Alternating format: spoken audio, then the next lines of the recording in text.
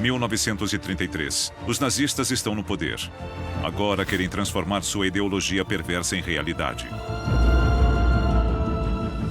E o propagandista Joseph Goebbels se volta contra os judeus. Goebbels desenvolveu um ódio patológico e profundo pelos judeus. Mas seus inimigos mais perigosos estão na cúpula do partido. Entre eles estão Hermann Göring. Göring tinha a capacidade de grampear conversas telefônicas e usou seus poderes de forma diabólica. E Heinrich Himmler, que prefere o antissemitismo discreto. Era melhor que as coisas fossem feitas longe dos olhos do público. Na luta pelo poder, estes três homens levarão a Alemanha ao seu momento mais sombrio.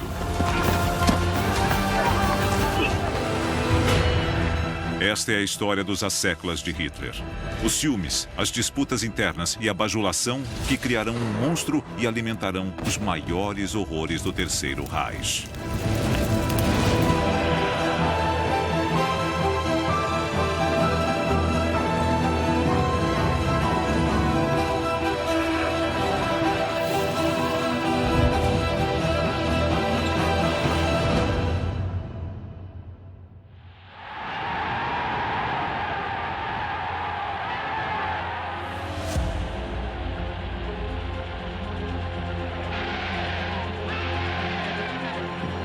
Em 1933, o antes obscuro Partido Nazista é o partido político mais popular da Alemanha.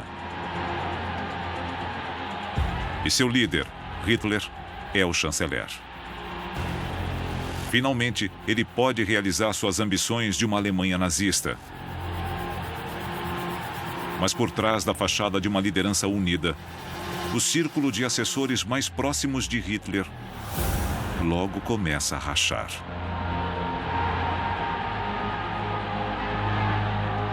O leal secretário de Hitler, Hess, é nomeado delegado do Führer. Mas sua influência logo será minada pelos outros. O burocrata Heinrich Himmler já ascendeu a diretor da SS. Seu próximo alvo é a polícia alemã. E o herói de guerra Hermann Göring é encarregado do maior estado da Alemanha. Isso o colocará em conflito direto com o implacável mestre da propaganda nazista, Joseph Goebbels. Mas é Goebbels quem tomará a iniciativa. Goebbels foi fundamental para a ascensão dos nazistas. Sua máquina de propaganda legitimou o partido. Ele conquistou o público alemão prometendo paz e o fim da pobreza. A Alemanha está nas garras da Grande Depressão. Ele diz que consertar a economia será a prioridade dos nazistas. O slogan dos nazistas era Brot und Arbeit, pão e trabalho. Eles prometeram restaurar coisas básicas que os alemães tinham se acostumado a não ter. Mas a economia pode ser apenas uma cortina de fumaça. Uma vez no poder, eles se concentram em uma antiga obsessão: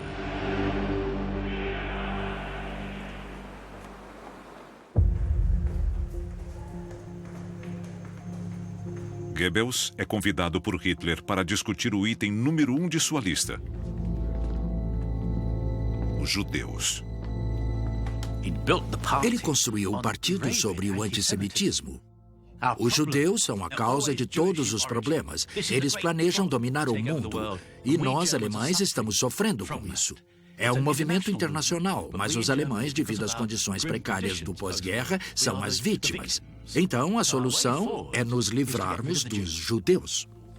Goebbels passou a detestar os judeus, talvez até ainda mais do que o próprio Hitler. Goebbels desenvolveu um ódio patológico e profundo pelos judeus.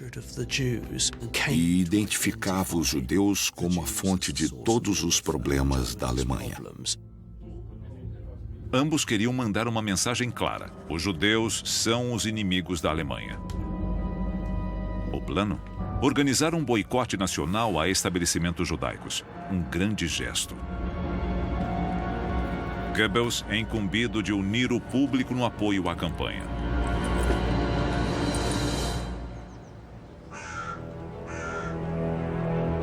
Enquanto Goebbels se dedica à tarefa, nem todos estão convencidos. Hermann Göring mantém uma distância suspeita. Ele não compartilha o antissemitismo virulento de seus colegas. Göring foi criado com um padrinho judeu, Hermann Epstein. Ele era um aristocrata rico, dono de um castelo em Salzburgo, na Áustria. Göring tinha boas recordações do estilo luxuoso de vida de sua infância e era muito próximo a Epstein.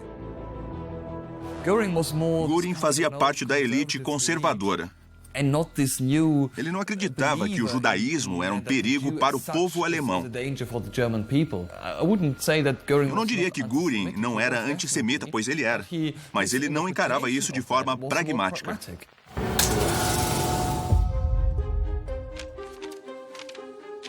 Enquanto Göring mantém a distância, seu rival tem a oportunidade perfeita para se aproximar do Führer. Ele quer convencer o público alemão a seguir seu plano de boicote aos negócios judaicos. Goebbels tinha o controle completo da propaganda contra os judeus. Foi Goebbels quem escreveu aqueles artigos antissemitas na imprensa, promovendo a ideia de que os judeus eram maus. Ele encerra os preparativos para o boicote.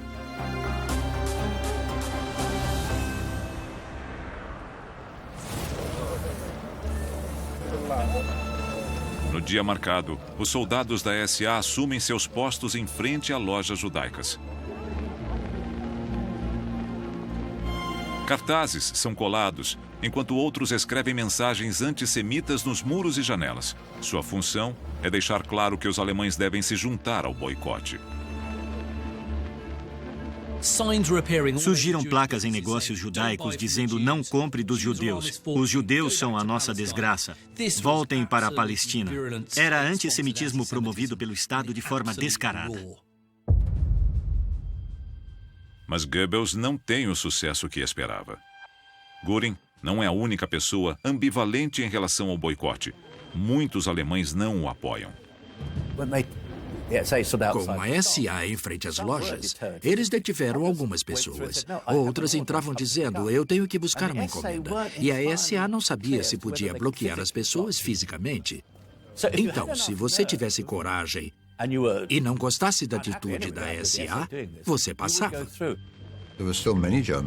Muitos alemães desafiaram os membros da SA que estavam nas portas. A Alemanha ainda não tinha se tornado um Estado autoritário completo. E as pessoas ainda podiam fazer isso. Eles queriam provar um apoio enorme ao boicote e não conseguiram. Foi um fracasso. Foi uma decepção para Goebbels. Então ele teve que engolir a indignação e aceitar a derrota, por enquanto.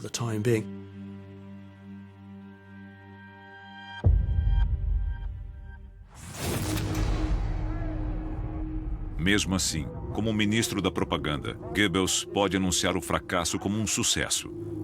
Ele emite declarações públicas celebrando o boicote e diz que outros podem ocorrer a qualquer momento. Mas é um blefe. Embora os fiéis ao partido apoiem totalmente seu antissemitismo, ele percebe que deve convencer todo o povo alemão. Para fazer isso, precisa conquistar a confiança dele. O antissemitismo aberto é, por enquanto, deixado de lado. Ele terá que pensar em longo prazo. Goebbels e outros antissemitas do partido teriam que pensar em como convencer o povo alemão. Teria que ser a conta-gotas.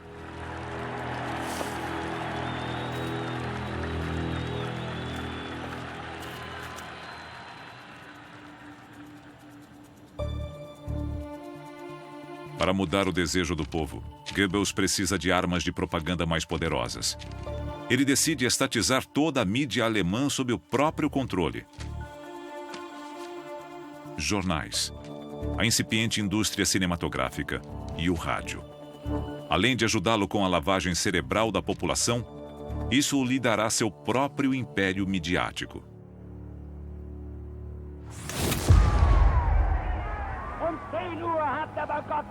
Ele quer a sua mensagem dentro de cada sala de estar da Alemanha e transmitida pelas ruas.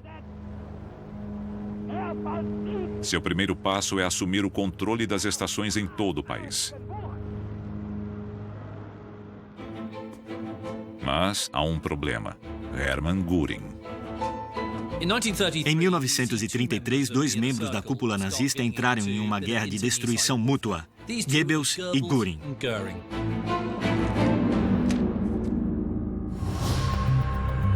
Cada estado alemão controla suas próprias estações de rádio. Mas agora Goebbels assume o comando de todos eles, com exceção de um: a Prússia. De longe, o maior estado, Göring tem controle direto sobre ela como ministro do interior da Prússia. Göring queria ter seu próprio império, e o centro desse império era a Prússia. Goebbels insiste que precisa do controle sobre a mídia prussiana. Goebbels queria acabar com a independência dos estados e reuni-los sobre um único Reich alemão. Mas Göring se mantém firme. Göring viu aquilo como uma invasão de Goebbels e tentou responder. E Goebbels escreveu em seu diário que ficou totalmente furioso com Göring. Foi só mais um exemplo daqueles 2 homens brigando o tempo todo. Goebbels considera levar o assunto até Hitler, mas conclui que, com Göring, é mais sábio ser paciente. Por enquanto, Göring é o vencedor.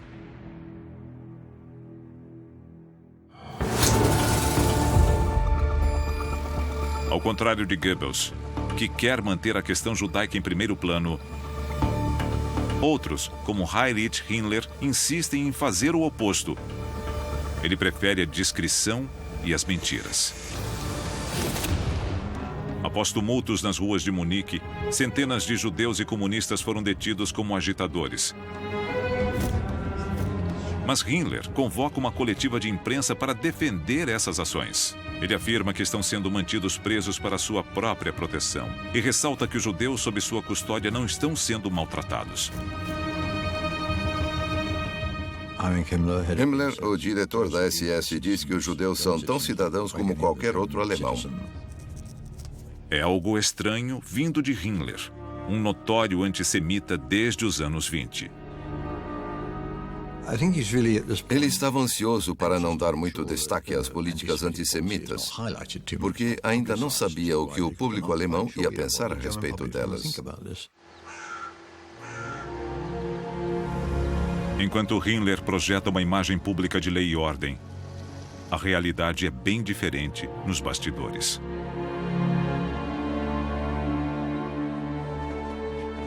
Um campo de concentração é construído especificamente para deter inimigos do Estado nazista, próximo a Munique, em Dachau.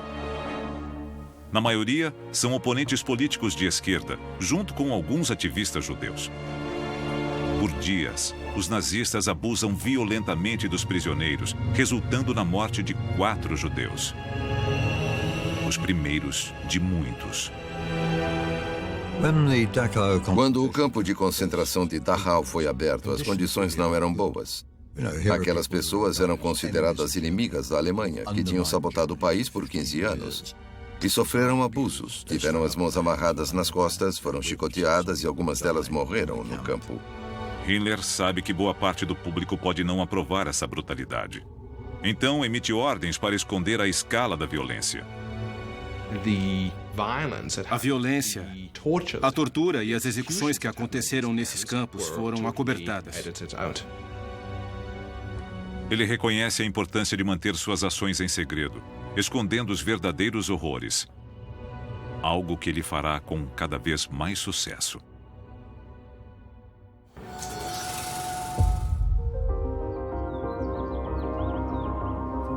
Desafiando seus 2 rivais, Goebbels quer levar sua campanha contra os judeus a um público mais amplo.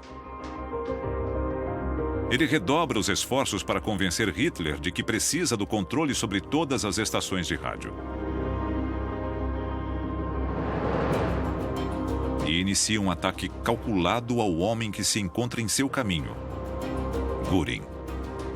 Goebbels não gostava do estilo de vida de Göring, da ostentação, da opulência. Ele virou uma figura ridícula, cômica, caricata, com um monte de medalhas em seu peito cada vez mais amplo, usando uniformes absurdos. O estilo de vida luxuoso de Göring fazia dele um alvo fácil para Goebbels.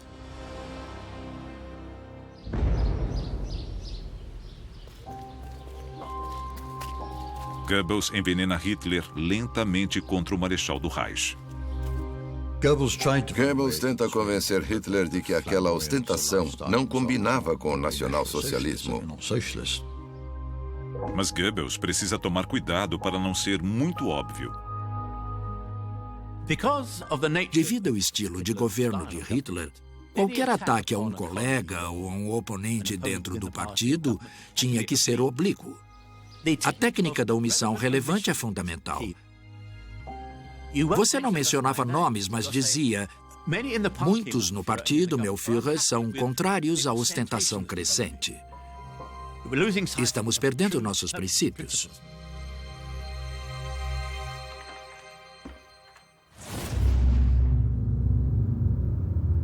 E Goebbels manipula Hitler com perfeição.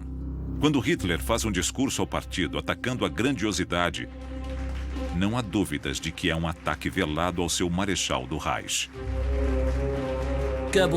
Goebbels ficou extasiado quando Hitler atacou a ostentação, porque viu como um golpe contra Göring.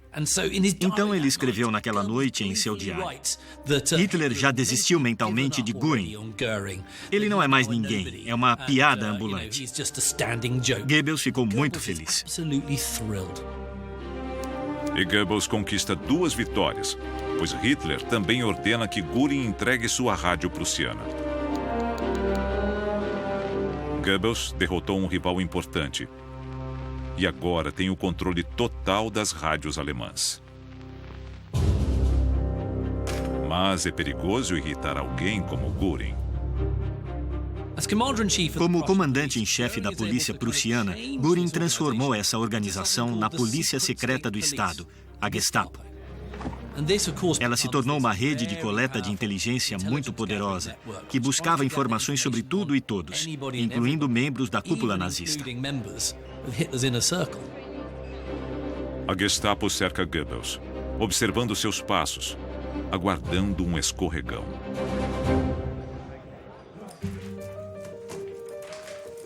Alheio à espionagem, Goebbels segue em frente com seu plano de propaganda. Com o rádio totalmente sob seu controle, ele quer garantir que todos o escutem. Goebbels queria que toda pessoa tivesse um rádio, toda a família, todo o prédio, pelo menos. Goebbels pretendia unir os alemães, fazendo com que todos compartilhassem um programa diariamente. E nos intervalos haveria pílulas de propaganda.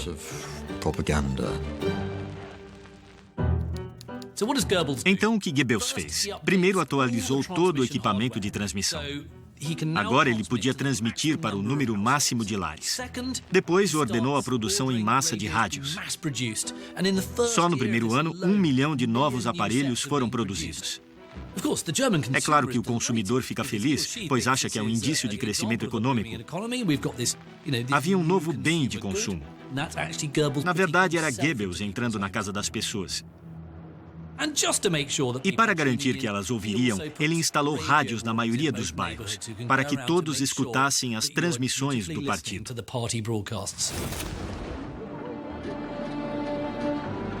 Em seguida, Goebbels ataca a imprensa escrita.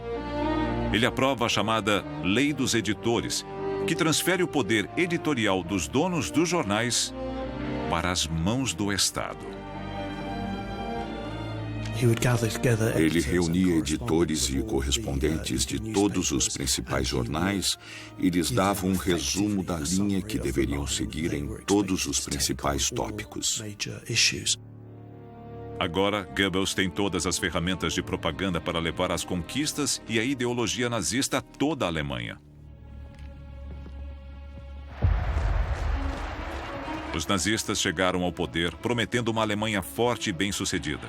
Então, Goebbels diz à nação o que ela quer ouvir. Goebbels destaca os planos nazistas para a criação de empregos, incluindo um enorme programa de construção de novas estradas. E garante que as câmeras registrem o Führer liderando pessoalmente. A mensagem é alta e clara. Juntos, o povo e os nazistas estão construindo uma Alemanha nova e melhor. Os jovens que estavam desempregados e desanimados seriam pioneiros, construindo estradas, as autobahns. Assim, contribuiriam para o crescimento da Alemanha, além de ganhar um bom dinheiro. Eles tiveram sucesso em criar a promessa de um futuro melhor. As pessoas que andavam tristes teriam um emprego e também seriam capazes de tirar férias. Suas vidas seriam melhores do que jamais foram.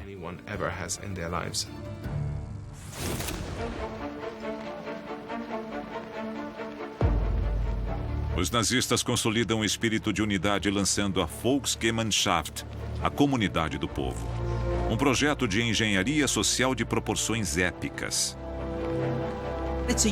Era uma visão utópica. Vamos deixar as diferenças de lado e nos unir em uma sociedade sem classes, chamada Volksgemeinschaft, a comunidade nacional. Para Goebbels, esse ideal de uma comunidade unida e harmoniosa, onde os indivíduos serviam a um bem maior, tornou-se uma estrela guia. Eles estão criando a imagem de uma comunidade unida, que desfruta de emprego crescente e de uma forte identidade nacional. Aos poucos, eles lançam as bases de sua visão para uma raça superior germânica. Foi a primeira tentativa da história de criação de um Estado racial, e o folk é um conceito central disso. Mas a imagem de uma utopia germânica cuidadosamente elaborada por Goebbels é construída sobre terreno instável. Porque apesar da propaganda, todos sabem que a economia não está indo bem.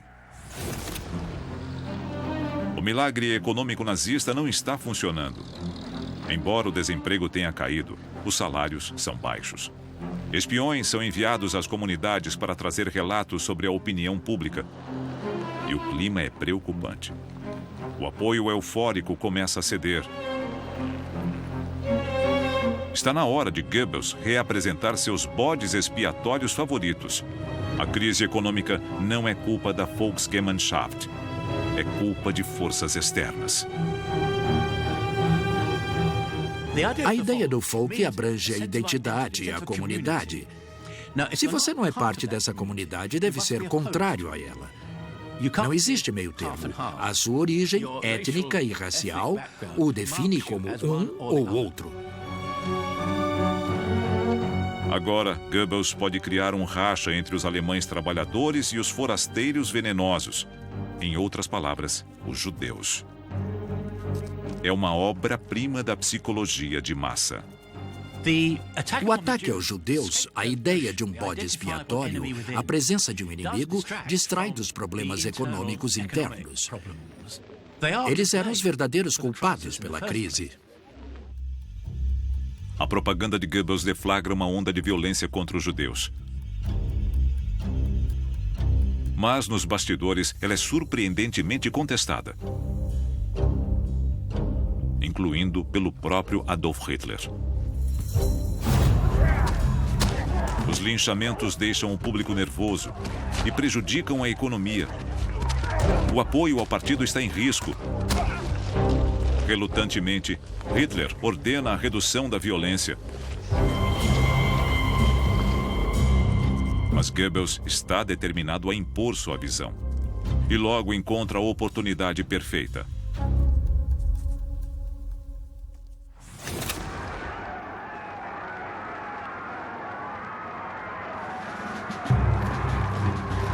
O comício anual de Nuremberg, a data mais importante do calendário nazista. Um enorme evento de propaganda e a chance de alinhar as políticas mais recentes do nazismo. Hitler decidiu que o tema do comício será a batalha contra o comunismo. Mas Goebbels acha que é o momento de voltar suas atenções ao judaísmo. Ele insiste na questão, atuando perigosamente contra os desejos do Führer. E ataca os judeus violentamente. No comício de 1945 em Nuremberg, somos lembrados de como Goebbels era orador eficiente e perverso. Foi quando ele realmente começou a atacar os judeus e os declarou inimigos do Estado. Goebbels queria remover os judeus da sociedade alemã. Queria removê-los da vida cultural alemã, da vida econômica. Queria tirar as crianças judias das escolas. Queria tirá-los fisicamente da Alemanha. Se ele pretende forçar o Führer a agir, pode ser um suicídio político. Mas logo fica claro que a plateia está a seu favor. Graças a Goebbels, o público nazista implora que algo seja feito contra os judeus. E eles querem uma ação imediata. A aposta de Goebbels dá resultado. Hitler cede e acalma a plateia, colocando o antissemitismo no topo da lista de prioridades.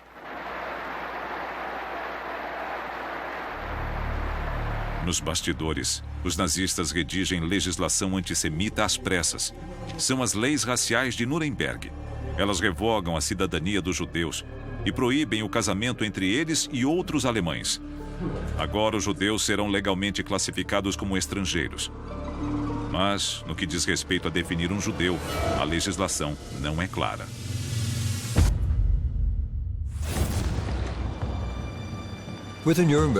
As leis de Nuremberg geraram muita confusão sobre quem seria considerado judeu. Obviamente, muitas pessoas eram metade ou um quarto judias. O que fazer com elas? Nem os próprios judeus conseguiam ou conseguem definir exatamente o que é um judeu. Em que momento alguém se torna um judeu? Vem dos avós, vem dos pais? É por escolha em termos religiosos? É pelo casamento? Existiam casos claros e casos menos claros. Então eles começaram a debater quem era judeu e onde traçar o limite. Há muita discussão, com Goebbels defendendo a opção mais extrema. Goebbels estava frustrado com aquilo. Do ponto de vista dele, sangue judeu era sangue judeu. E sangue alemão, sangue alemão. Se você tinha sangue judeu, era judeu, mesmo que fosse muito pouco. O público alemão podia não concordar em perseguir pessoas que fossem uns 16avos judias. Isso não ia dar certo. Finalmente, eles chegam a um meio termo. Foi decidido que qualquer pessoa com 3 avós judeus era, por definição, um judeu e não tinha direito à cidadania, a um emprego, a direitos legais ou à educação. É uma grande vitória para Goebbels e um marco terrível para os nazistas no caminho aos horrores futuros. Mas, em meio à polêmica, há uma ausência notável.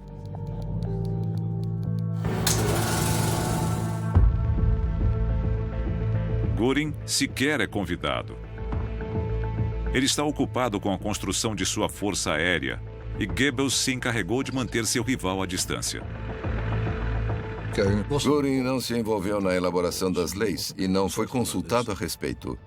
Ele se sentiu marginalizado. Devia ser consultado em todos os assuntos importantes. É mais um golpe contra o orgulho de Göring. E um novo capítulo na batalha entre os dois líderes nazistas. Goebbels tem feito um lobby secreto contra a ostentação de Göring e assumiu o controle de suas rádios na Prússia. Mas Goebbels também tem um calcanhar de Aquiles. E Göring decide que chegou a hora de pôr Goebbels em seu lugar, expondo sua vida pessoal.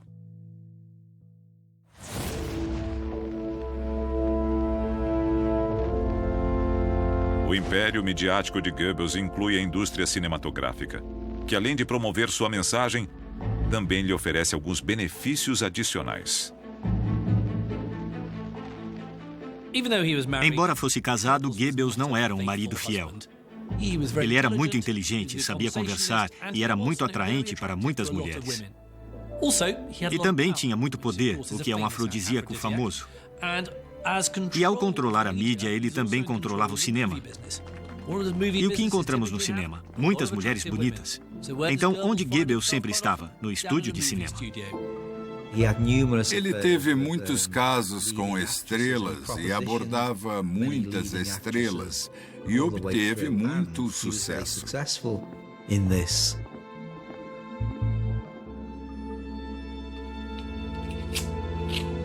Logo, os espiões de Göring descobrem estes casos.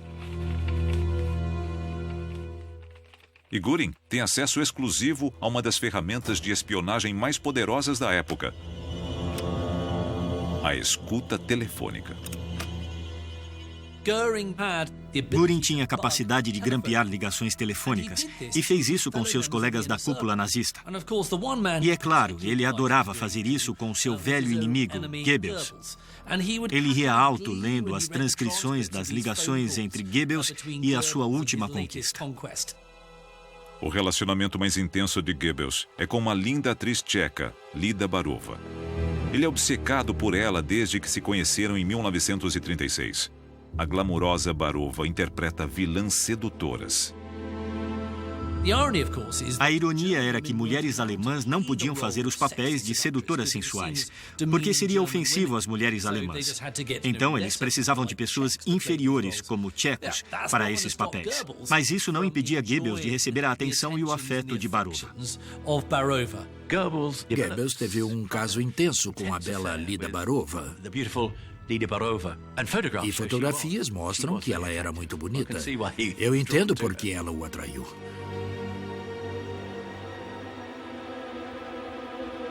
O caso tórrido de Goebbels dá a Göring toda a munição necessária. Ele entrega seu dossiê ao Führer. Göring era desprezível. Ele entregou as transcrições a Hitler, sabendo que Hitler detestava a infidelidade conjugal. E Göring sabe o que os relatórios farão com Goebbels. Hitler foi padrinho de casamento de Goebbels e é especialmente afeito à sua esposa Magda. O caso colocava Hitler em uma posição delicada. Mas enquanto Magda não descobrir, Hitler não fará nada.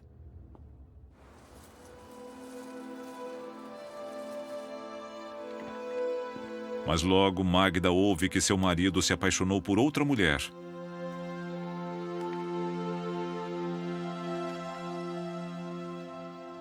Os dois se distanciam e passam a brigar. O casamento está por um fio.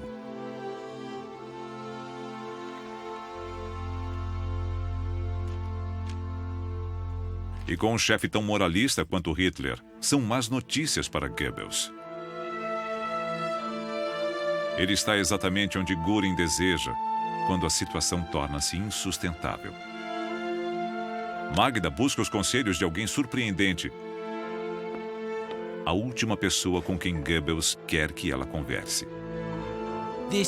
Era o enésimo caso de Goebbels, e Magda estava farta daquilo. Então foi conversar com um amigo próximo, Hitler. Ela foi pedir conselhos conjugais a Hitler.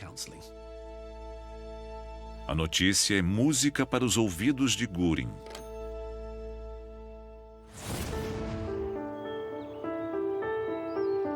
Magda viaja para o extremo sul da Alemanha, Obersalzberg, o retiro de Hitler nas montanhas. A carreira de seu marido está em jogo. Magda e Hitler eram incrivelmente próximos. Hitler sempre visitava os Goebbels e passava a maior parte do tempo falando com Magda. Quando Hitler ficou sabendo que Goebbels estava envergonhando e humilhando Magda, ele achou isso intolerável. Hitler convoca Goebbels. Ele dá a Goebbels um ultimato simples: consertar seu casamento ou renunciar. Goebbels se viu diante de uma escolha dolorosa. Sua lealdade a Hitler, seu compromisso com o Ministério da Propaganda e seu papel no Partido Nazista ainda eram muito fortes. A quem Goebbels era mais leal?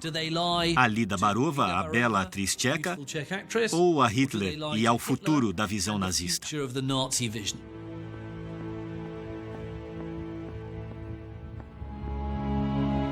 Ele não vê escolha a não ser terminar com Lida Barova. E ela recebe notícias ainda piores. Por ter pecado aos olhos de Hitler, não há lugar para Barova nas telas de cinema do Terceiro Reich. Então, a única opção de Göring é acabar com sua carreira. Para Barova foi um baque duplo. Ela perdeu o namorado e também a carreira de atriz. Göring deu um golpe devastador em seu rival. Dali em diante, Goebbels nunca mais foi o mesmo na estima do Führer. Ele manteve sua posição, mas foi prejudicado pelo divórcio.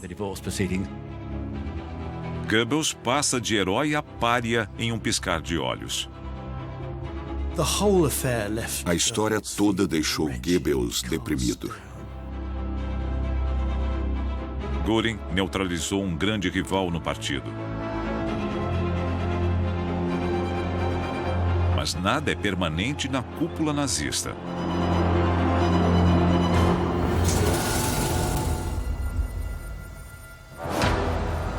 A queda de Goebbels é a oportunidade de Himmler. Embora seja mais discreto em seus planos, Himmler agarra a chance de manter acesa a chama do antissemitismo.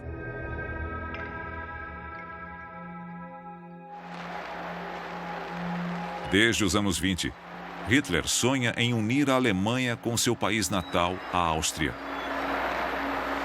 E desde sua chegada ao poder, os nazistas têm aplicado pressão para que o governo austríaco não fique em seu caminho. Finalmente, em março de 1938, tropas alemãs avançam sobre a Áustria. E o país é absorvido pelo Reich alemão.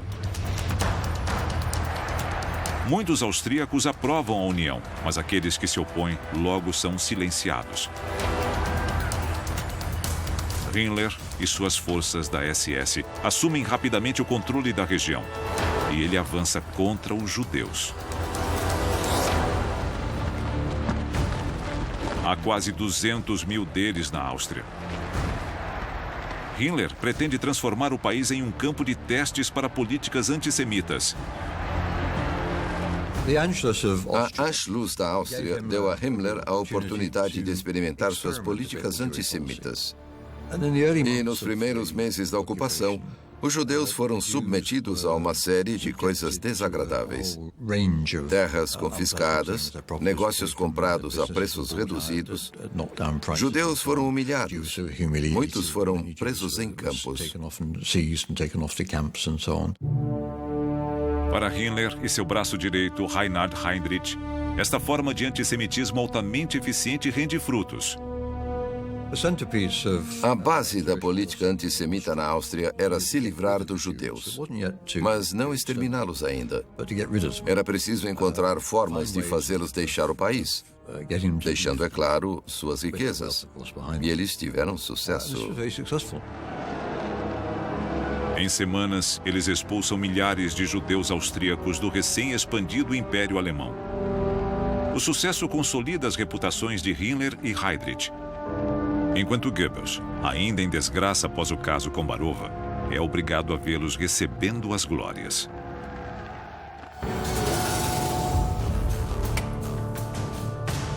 Então, um incidente dramático dá a Goebbels uma chance de deixar sua marca na guerra contra os judeus.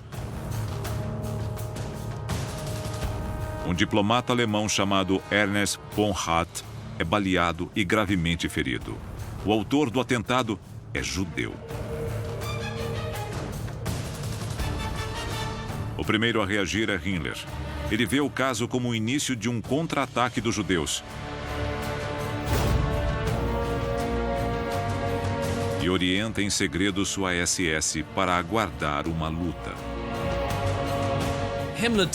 Himmler fez um discurso poderoso e violento em resposta ao ataque. Ele disse que os judeus não ameaçavam apenas diplomatas. Eles queriam matar todos os alemães e nenhum alemão estava seguro. A portas fechadas, o discurso de Himmler radicaliza ainda mais o programa antissemita dos nazistas. E o que ele sugere? A solução de Himmler é muito simples e violenta. Ele diz: vamos expulsar os judeus de forma ainda mais implacável. Logo, não haverá lugar no mundo para os judeus.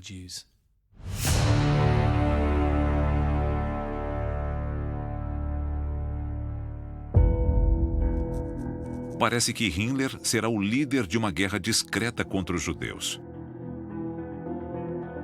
Mas Goebbels logo retomará a iniciativa.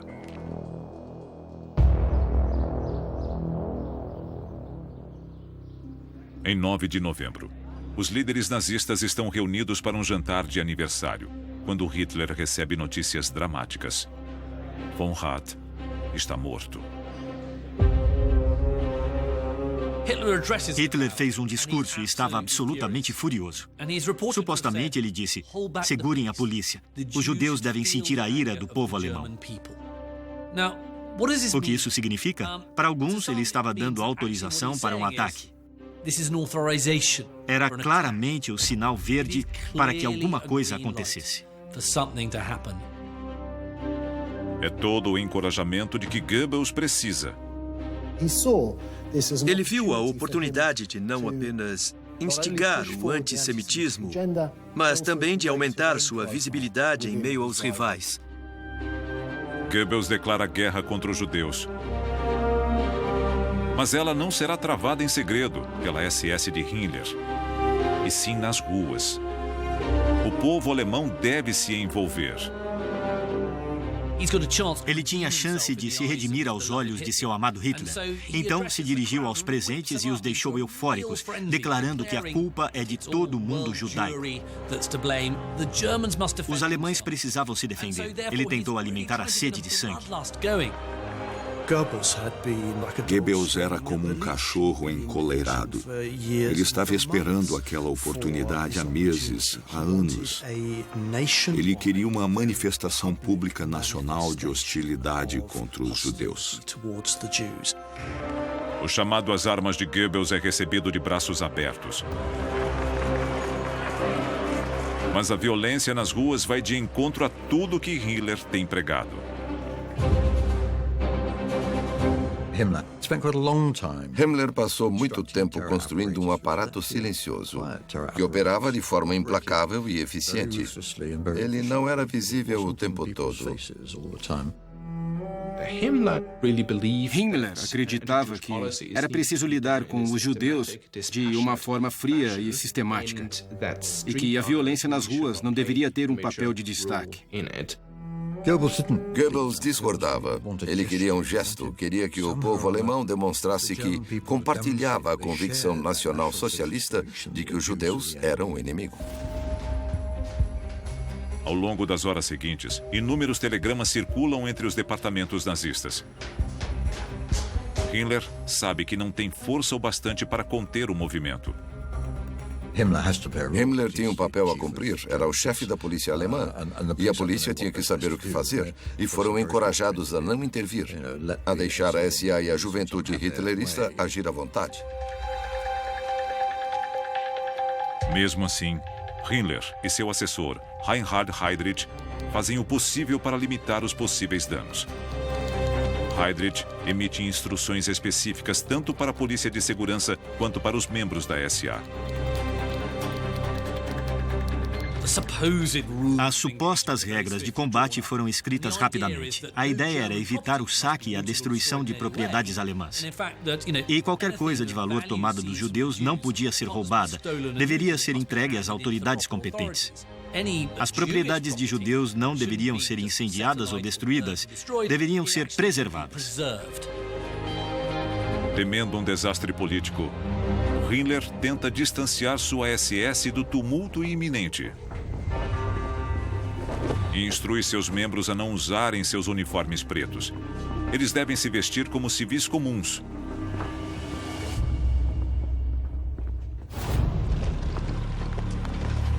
Göring está fora da cidade quando tudo acontece. Mas com Himmler impotente, Goebbels está livre para agir.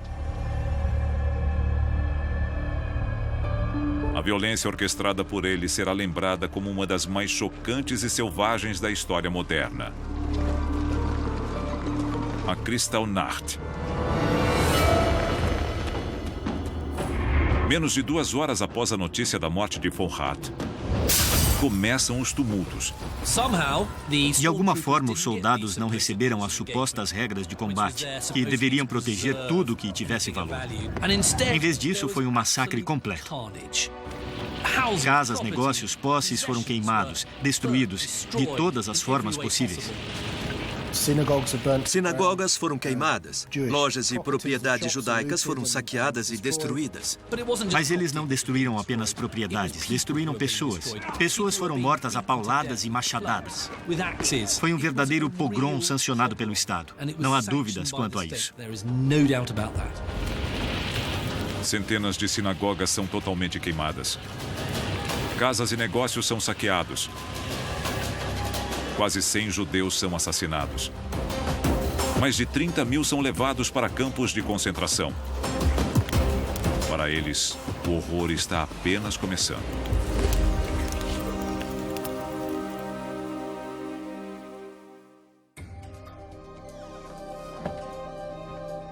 Se Goebbels queria uma demonstração pública de apoio à guerra contra os judeus, foi o que a Kristallnacht lhe deu. Mas há um preço alto. A extensão dos danos é chocante. Göring fica possesso. Além de não ter sido incluído, ele fica horrorizado com os saques e com a destruição de propriedades valiosas. Göring era obcecado por bens materiais. Então a ideia de tantas coisas boas sendo destruídas era inconcebível para ele. 7.500 estabelecimentos judaicos são destruídos. E uma quantidade enorme de bens valiosos foi saqueada. Isso pode causar um dano enorme à economia. Himmler também está furioso com o descontrole da situação. Para ele, a ideia de violência nas ruas pertencia aos primórdios do movimento nazista. Não era algo que os nazistas deviam fazer agora que estavam no poder. E ele defendeu a demissão de Goebbels. Foi um momento crítico para Goebbels. Himmler esperava convencer Hitler de que já era o bastante. Ele tinha ido longe demais. A Kristallnacht podia se voltar contra Goebbels. Ele tinha dado aos seus rivais a oportunidade de cercá-lo como abutres.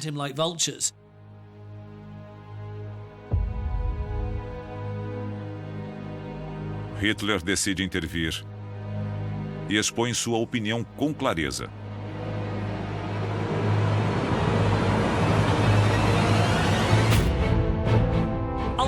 No fim, Hitler fica ao lado de Goebbels em uma demonstração pública de apoio ao ministro da propaganda.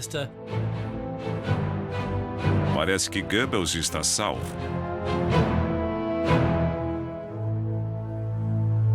Mas apesar do apoio de Hitler, fica claro que os rivais de Goebbels o farão pagar.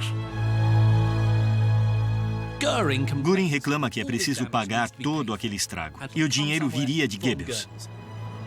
Göring queria que Goebbels encontrasse uma solução. De onde viria o dinheiro para reparar os danos? De onde sairiam os fundos? Mas, quando acuado, Goebbels se mostra genial. Ele oferece uma solução simples e eficiente. Goebbels apresentou a solução mais cruel e desagradável possível. Ele disse, quer saber? Os judeus vão pagar, porque no fim a culpa foi deles. Em um momento de inspiração diabólica, Goebbels salva sua carreira política. O grupo concorda em multar os judeus em 1 bilhão de marcos para cobrir os custos da destruição. Eles teriam que pagar pelos danos infligidos a ele pelo Estado, o que foi obviamente terrível para o povo judeu. Era uma agonia em cima da outra.